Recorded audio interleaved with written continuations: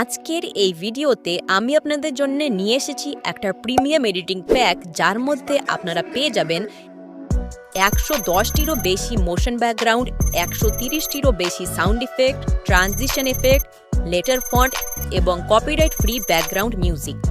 Decoding YT, step grow, tube sensei, grow with content, এরা সবাই তাদের 90% ভিডিওতে এইসব এডিটিং ম্যাটেরিয়ালগুলি ইউজ করে, যার কারণে তাদের প্রত্যেকটা ভিডিওর সিটিআর সবসময় হাই থাকে।